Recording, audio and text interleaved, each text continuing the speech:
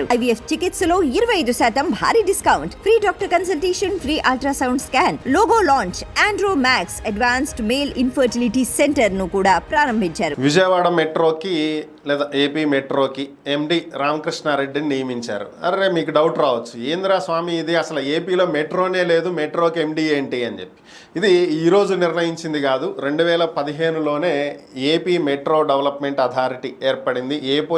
ఈ AP మెట్రోకి already అప్పట్లోనే ఒక ఎండి ఉన్నారు, ఆయన రామకృష్ణారెడ్డి. అయితే ఈయన విజయవాడ నుంచి అమరావతికి అలాగే విశాఖపట్నంలోను మెట్రో కారిడార్ ఏ విధంగా డెవలప్ చేయాలి, విశాఖపట్నం టు భీమిలి, సో ఎటువైపుగా రూట్ వేయాలి, ఎటు వేస్తే తక్కువ ఖర్చుతో అవుతుంది, ఎక్కువ ఊర్లను కలుపుకుంటూ ఎక్కువ ప్రాంతాలను కలుపుతూ వెళ్తాము, సో ఇలాంటివన్నీ ఆయన డిపిఆర్లు రూపొందించి నివేదికలను రూపొందించి ఇవి కేంద్ర ప్రభుత్వానికి ఆమోదానికి పంపించడం జరిగింది. అయితే కేంద్ర ప్రభుత్వం ఆమోదించి అవి వర్క్ స్టార్ట్ చేయడానికి టెండర్లు పిలిచేటువంటి సమయం వచ్చేటప్పటికి ఏపీలో ప్రభుత్వం మారిపోయింది.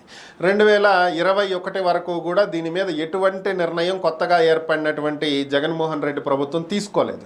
2019 నుంచి దీన్ని పక్కన పెట్టేశారు. ఇక చూసి ఇక దీంతో పని అవ్వదు అనుకున్నటువంటి రామకృష్ణారెడ్డి గారు 2021లో తన పదవికి రాజీనామా చేయడం జరిగింది. సో ఈ మెట్రో ప్రాజెక్ట్ని గత ప్రభుత్వం పూర్తిగా పక్కన పెట్టేసింది. సో ఇప్పుడు మరలా ప్రభుత్వం మారినటువంటి నేపథ్యంలో మరలా ఈ ప్రాజెక్ట్ని పట్టాలెక్కించేటువంటి ప్రయత్నం ప్రభుత్వం చేపడుతుంది.